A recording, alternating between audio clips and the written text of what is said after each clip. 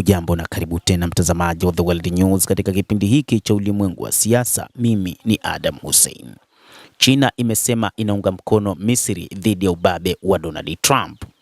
China imeonyesha uungaji mkono kwa mamlaka na maslahi ya Misri, ikiwemo juu ya mfereji wa Suez kufuatia matamshi ya ubabe wa rais wa Marekani. Rais wa Marekani anaonyesha ubabe kwa kila nchi, lakini wakati huu msimamo wa China umekuja baada ya rais huyo wa Marekani kudai kupitia jukwaa lake la Truth Social kwamba Marekani inapaswa kupatiwa ruhusa ya meli za kibiashara na za kijeshi za Marekani kupita bila malipo katika mifereji ya Panama na Suez, ombi ambalo Misri imepinga vikali. Msemaji wa Wizara ya Mambo ya Nje ya China, Lin Jian, katika mkutano na waandishi wa habari amesema China inaunga mkono kwa dhati kabisa serikali ya watu wa Misri katika kulinda mamlaka yao na haki na maslahi yao halali, na inapinga maneno au vitendo vyovyote vya ubabe.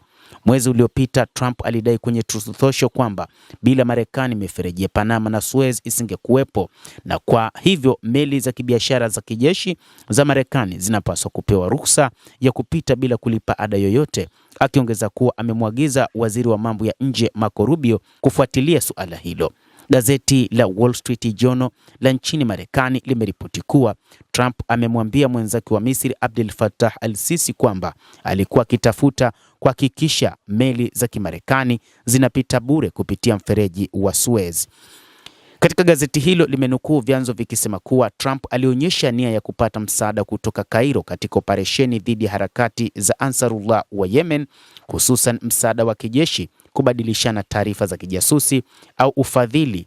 Hata hivyo, al-Sisi alikataa ombi hilo, akibainisha kuwa kusitisha mapigano katika ukanda wa Gaza ndilo suluhisho bora zaidi la kuwazuia Wahouthi wa Yemen kutekeleza operesheni zao za kijeshi. Hata hivyo, amemweleza kwamba moja kati ya sababu ambazo wapiganaji wa Kihouthi kutoka nchini Yemen wamekuwa wakipinga siku zote ni juu ya namna ambavyo Marekani haitaki kuishawishi Israel kuachana na vita vyake huko nchini Palestina, hasa katika eneo lao la ukanda wa Gaza. Na ikiwa Israel itaachana na vita hivyo katika ukanda wa Gaza, ni wazi Wahouthi wa Yemen wataachana kabisa na vita hivyo ambavyo vimepoteza idadi kubwa ya watu, hasa wa Palestina, ikiwa ni pamoja na wanawake na watoto. Na hili ndilo ambalo linafanya Wahouthi kupambana wakati wote, na anasema kwamba kupambana na Wahouthi kunaweza kukaisha kabisa ikiwa Marekani itaishawishi Israel kuachana na vita vyake huko katika ukanda wa Gaza. Mtazamaji wa The World News, hayo ndio tuliokuwa nayo.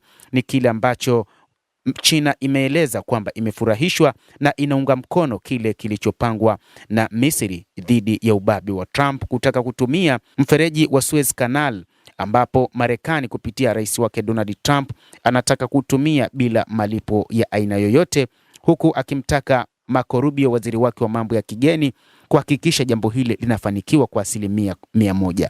Mtazamaji, endelea kutufuatilia na usisahau kulike, usisahau kucomment, kadhalika na kusubscribe channel yetu hii upate habari hizi kwa mapana kupitia The World News. Mimi ni Adam Hussein. Endelea kuwa nasi wakati wote, endelea kutufuatilia, tutakujuza mengi ya ulimwengu.